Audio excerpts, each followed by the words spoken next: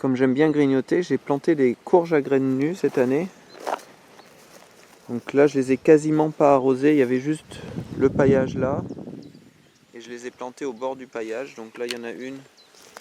La tige, elle est déjà sèche. Donc je pense qu'elle est prête à être récoltée. Voilà, donc là, je les ai quasiment pas arrosées, seulement en début après la plantation. Ça fait pas des très grosses courges. Et bon, la quantité de graines nues à l'intérieur, c'est assez petit, hein. On regardera. On verra la récolte que ça donne. Donc là, il y a 9 plants, je pense. Ça fait 1, 2, 3, 4, 5, 6, 7, 8, 9, 10, 11, 12, 13, 14. 14 fruits.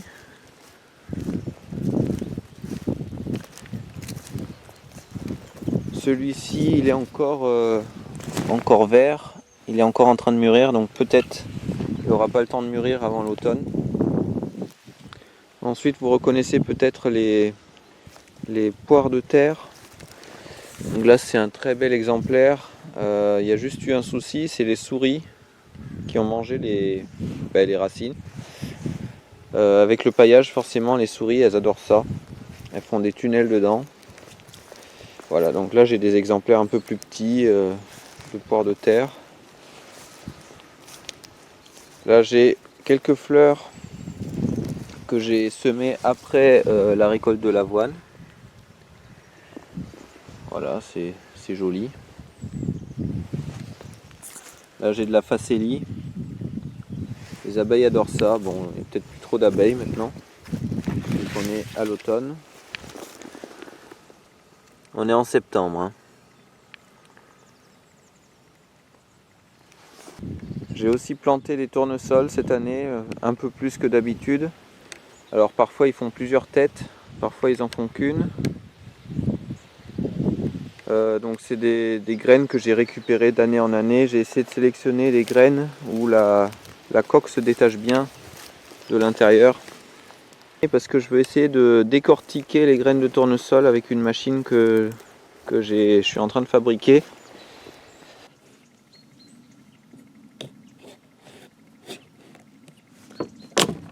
Oups, là. Elle n'a pas fait beaucoup de graines celle-ci, n'est-ce pas?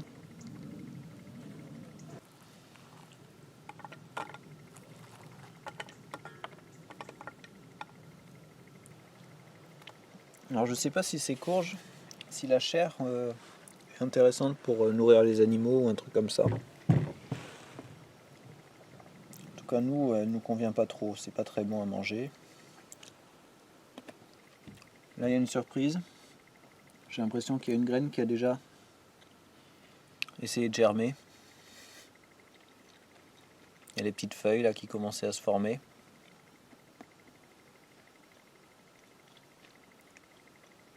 Bon, c'est peut-être pas tout à fait normal. Ah oui d'accord, c'est que ça commençait vraiment à germer. Il y en a d'autres qui germent. Mais en fait les graines éclatées, c'est celles qui commençaient à germer, j'ai l'impression. Donc il faut les récolter assez tôt, on dirait, n'est-ce pas?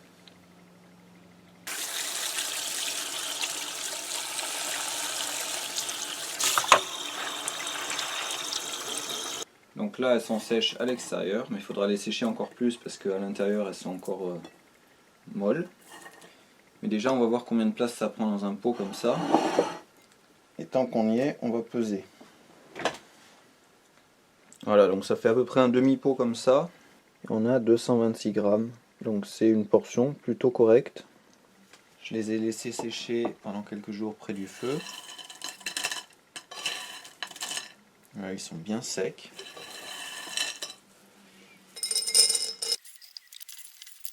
Et ça ne fait plus que 164 grammes, donc on a perdu un bon quart du poids.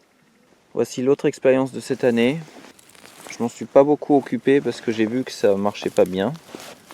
Donc celle-ci, il y a un peu moins de mauvaises herbes. Donc ce sont des plants de cacahuètes.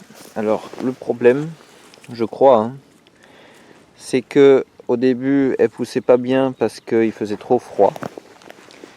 Et ensuite, une fois qu'il faisait chaud, eh ben, elles poussaient pas bien parce que il n'y avait pas assez d'humidité dans le sol. Enfin voilà, je les ai pas beaucoup arrosées non plus, vu qu'ici c'est difficile à arroser. Et donc le problème, ben, c'est que ça pousse pas bien. Donc je pense que peut-être l'année prochaine, je ferai ça dans la serre. Voilà, là il n'y a aucune cacahuète, elles ont fait des fleurs, mais il n'y a aucun fruit qui s'est formé.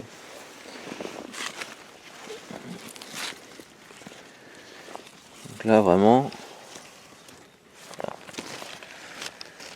on voit pas grand chose, il y a rien quoi, je sais pas, voilà.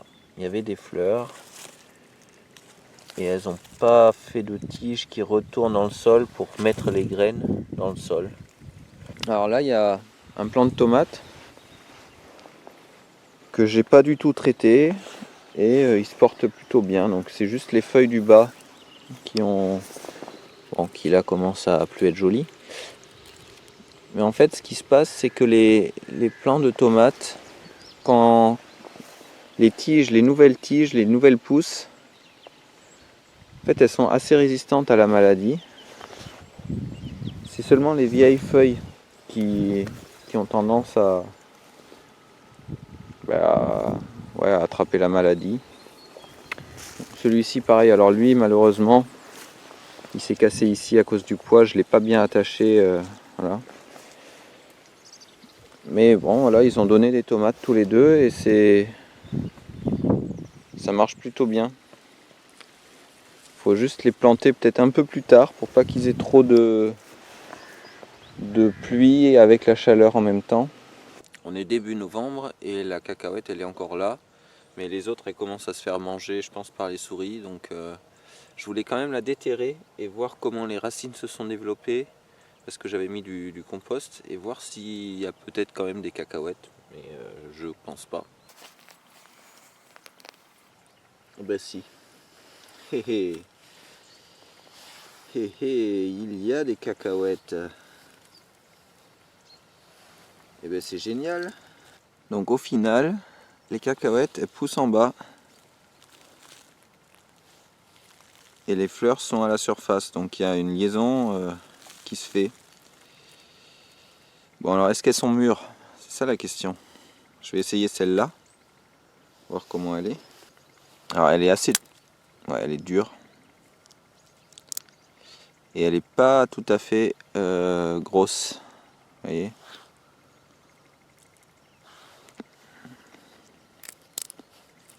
Mais l'autre oui.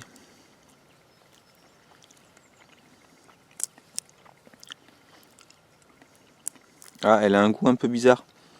On dirait qu'il y a de l'acide cyanurique dedans. Comme les haricots.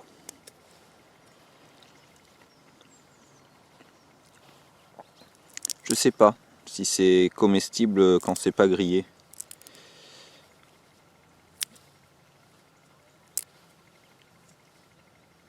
Ouais, donc elle a pas l'air complètement à maturité non plus celle-là. Hein. J'ai l'impression qu'il y a même un petit goût parfumé en fond qu'on n'a pas sur les cacahuètes qu'on achète. Alors, mais bon, j'aime bien, hein, mais je sais pas si c'est vraiment comestible quand c'est pas grillé. Bon, je vais déterrer les autres qui ont l'air plus avancés en termes de maturité. Bon, donc j'ai laissé un plant en terre parce que j'ai l'impression que ça peut peut-être mûrir encore un peu, même si là il commence à vraiment faire froid. Donc c'est une expérience à répéter vraiment, à mon avis. Et l'année prochaine, je vais essayer en pot peut-être ou dans la serre, parce que c'est quand même, les cacahuètes, elles sont très proches du ballot de racine. Ça n'a pas l'air de trop gêner, qu'il n'y ait pas beaucoup d'espace en bas, j'ai l'impression. Donc là, c'est quand même des tiges qui sont attachées aux tiges aériennes et qui vont dans le sol. Hein. Mais c'est très proche du bas. Ça fait pas une grosse récolte. Hein. Alors là, c'est mon igname de Chine. Donc ça fait des grandes racines. Il faut le laisser à peu près 3 ans en terre. Donc là, c'est la 2e année. Alors, ce qui est intéressant, c'est qu'il produit des petites bulbes. Ici, là où la feuille se sépare de la tige. Et ça, on peut les planter. Et donc l'année dernière, j'en ai planté 4 en pot. Les bulbes étaient plus petits que ça, hein. Et finalement j'ai réussi à en sauver un. Donc voilà, j'ai un plant que je vais pouvoir planter juste à côté ici, à ce poteau là. Donc ça grimpe, c'est l'inconvénient, mais ce qui est intéressant c'est que ça se reproduit assez facilement et ça reste en terre un petit moment, donc normalement ça se conserve dans la terre à condition qu'il n'y ait pas des souris qui viennent manger la racine. C'est de ça que j'ai un peu peur là. Et là c'est le petit, donc c'est pareil, les feuilles commencent à jaunir. Mais il a aussi fait des bulbes. Alors, est-ce que je peux vous les montrer? Alors voilà, là il y en a quelques-uns. Ici il y a quelques petits bulbes. Et puis là il y en a un gros. Mais malheureusement il a été mangé par des limaces. Donc je pense que lui, on ne pourra pas l'utiliser. Voilà, donc celui-ci, le bulbe, il a commencé à pousser au printemps. Et la plante, elle est comme ça maintenant. Donc on la plantera à côté de l'autre au printemps prochain.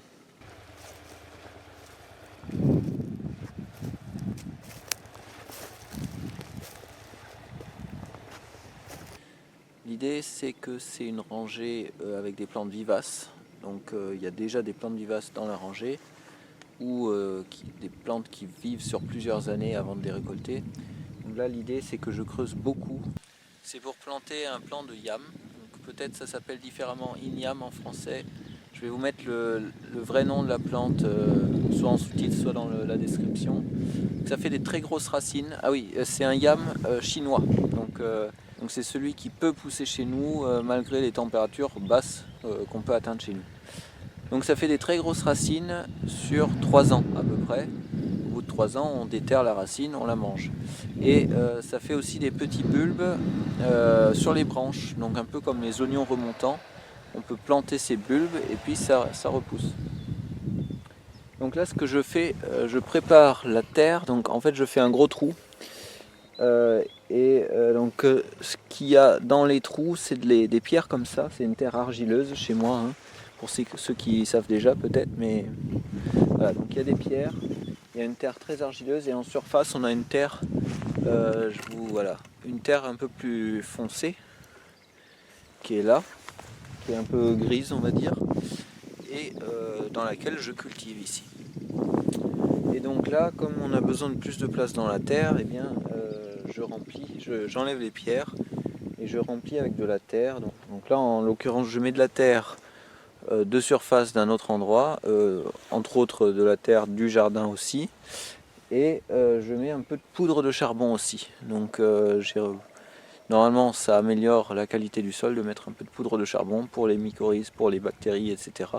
Et pour retenir les nutriments. Donc je mélange tout ça. Et je vais vous montrer là. Donc ça c'est la rangée de plantes vivaces. Dans cette rangée, je vais faire un trou allongé. Donc que vous voyez ici. Donc j'ai commencé à creuser ici. J'ai enlevé les pierres qu'il y avait là, et puis je commence à remplir avec de la nouvelle terre, en partie la terre qui vient de là. Voilà. Et donc là maintenant je vais creuser ici, je vais enlever les pierres qui sont là, et ainsi de suite, jusqu'à arriver là. Là c'est des topinambours. C'est très intéressant, mais certains le trouvent pas digeste du tout, le topinambour. Et puis, bon là il y a de la menthe poivrée. Et en bout de rangée, j'ai mis un plant de miscanthus. Donc c'est pour la biomasse, hein, pour faire du charbon de bois par exemple.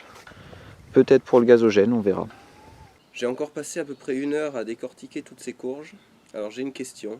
Pourquoi faire tout ça alors qu'on pourrait aussi bien travailler pendant 1 heure au SMIC et après acheter des graines de courge avec le salaire qu'on a eu pour à peu près le même résultat?